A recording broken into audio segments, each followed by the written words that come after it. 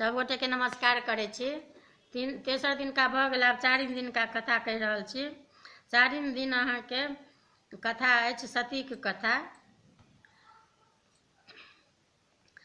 ईश्वर सृष्टिक रचना करबाक इच्छा सँ पहिने विष्णुक तखन महादेव अंत में ब्राह्मणक रूप में अवतार लेलनि। ब्राह्मण के सृष्टि करबा के भार भेटल।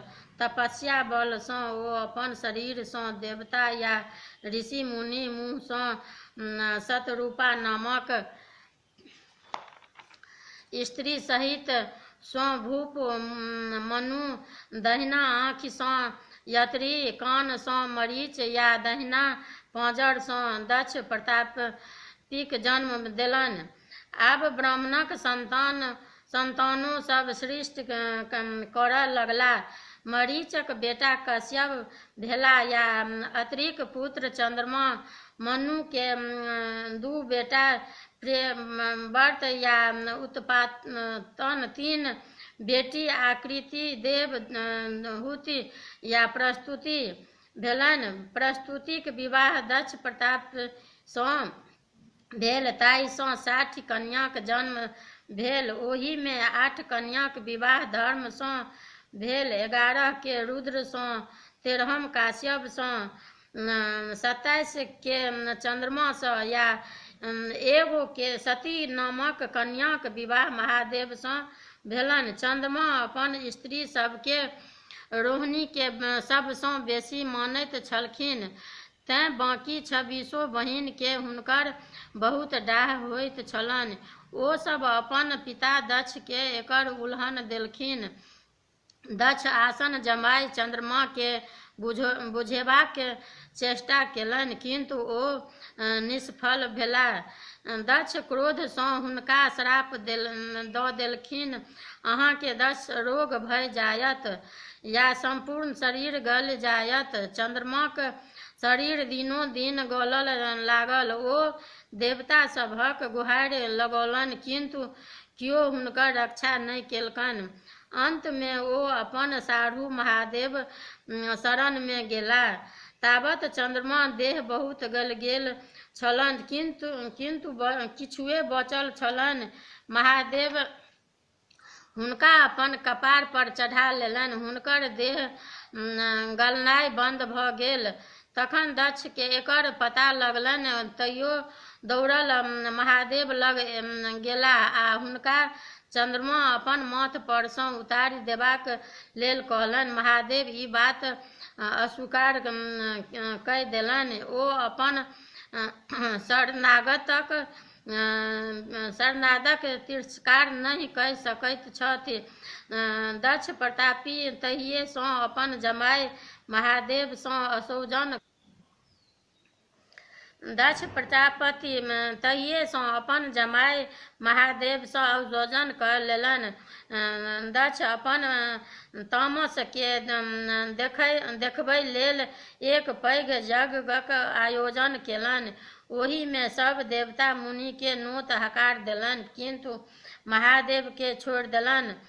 यज्ञ आरंभ भेला, लोक सब देखबाक लेल उम्हर जाय लागल। देवतागण अपन विमान सँ चलला, सब के अपन नैहर दिस जाइत देख सती महादेव सँ ओकर कारण पुछलनि।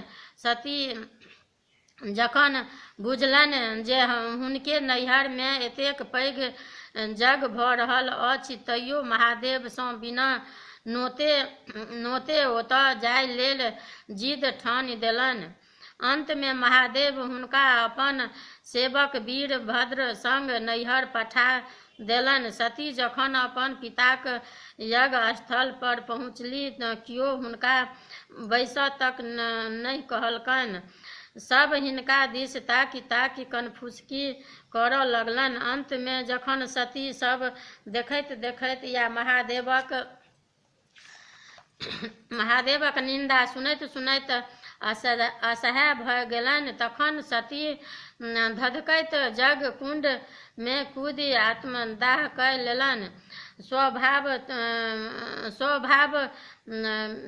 छल जे हुनकर संग वीरभद्र ओतऽ भारी उत्पात मचबऽ लागल।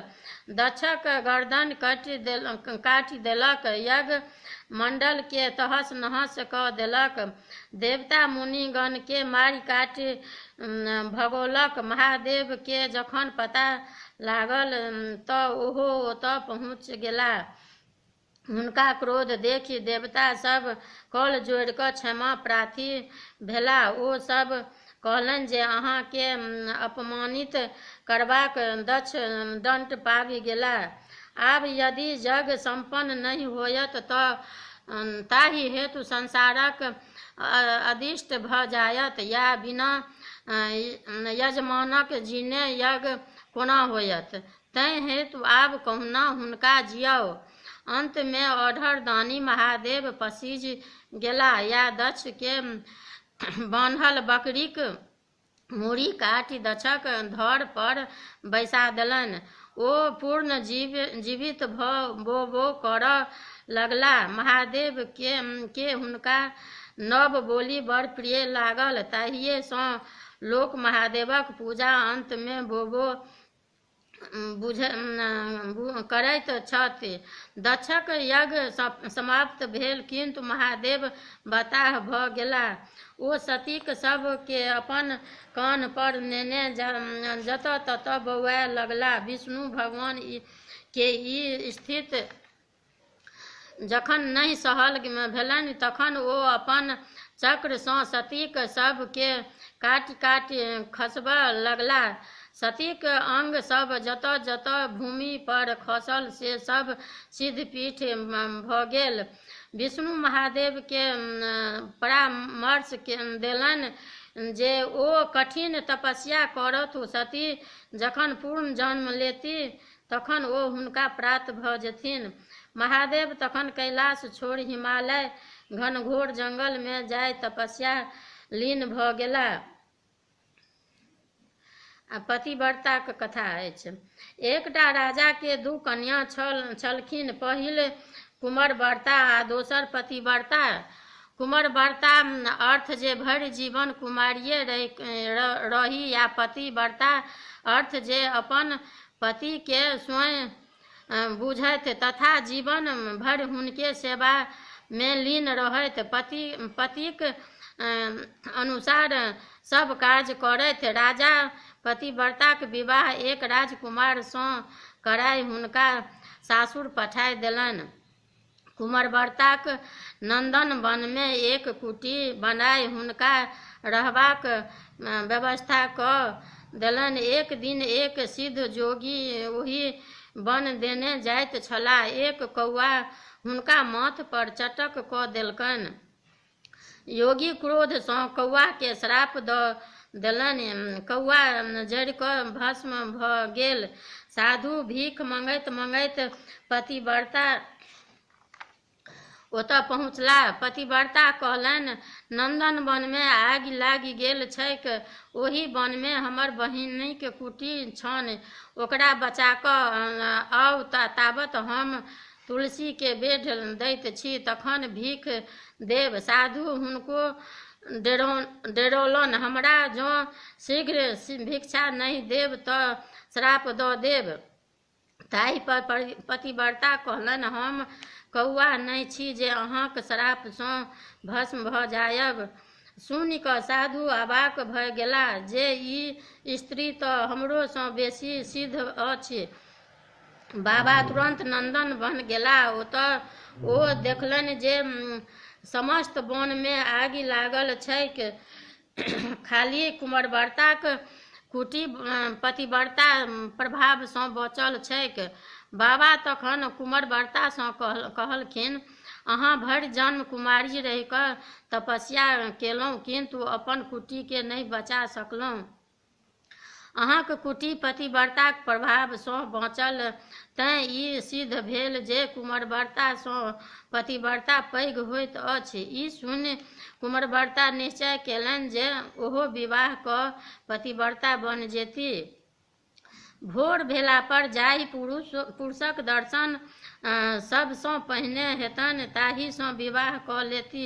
भोर भेला पर हुनकर प्रथम नजर एक कुष्ठ रोगी पर ओकर शरीर कुष्ठ सँ गलल जाइत छलैक, तैयो ओ निश्चय अनुसार ओ केलनि, अपन स्वामी बना लेलनि। ओकरा अपन आनि ओकर सेवा करऽ लगली। दिन राति स्वामीक सेवा करथ, किंतु स्वामीक रोग बढ़ले जानि। अंत में एक दिन हुनकर पति कहलनि जे आब हम बेसी दिन नहीं जीब, तें हमरा तीर्थ करा दिअ। ओ अपन पति के ढाकी में लऽ माथ पर उठाय विदा भेली। रास्ता में एकटा ऋषि सूली पर लटकल तपस्या करैत छलाह। पतिव्रता जखन अपन माथ पर सँ ढाकी उतारऽ लगली तऽ ऋषि के डाँड़ में चोट लागि गेलनि। हुनकर समस्त शरीर कनकनाय लगलनि। ऋषि हुनका श्राप दऽ देलखिन, जाहि स्वामी लए तू ऋषि के एतेक कष्ट पहुँचेलें से स्वामी सूर्य उदय सँ पहिने मरि जेथुन। ई सुनि हुनका बहुत दुख भेलनि, या ओ ओही ठाम बैसि कऽ भगवान सूर्यक व्रत करऽ लगली। ओ पहिनहु ततबा तपस्या केने छली जे हुनका विधवा होबऽ के असंभव छलनि। महात्माक श्राप सँ पति मरि तऽ गेलखिन, किंतु सतीक तपस्याक प्रभाव सँ ओ फेर जीव उठलखिन और हुनका शरीर पूर्ण स्वस्थ भऽ गेलनि। एही तरहे सतीक कतेक महिमा देखल गेल अछि। तें हेतु सती सीता, सावित्रीक, अनुसुईया, बिहुला आदिक गुणगान एखनहु धरि होइत अछि। यदि कोनो स्त्री मन सँ अपन पतिक सेवा करैत छथि तें हुनका कोनो प्रकारक क्लेश नहि होइत अछि। ओ सती, सीता, सावित्री जकाँ अमर बनि जाइत छथि।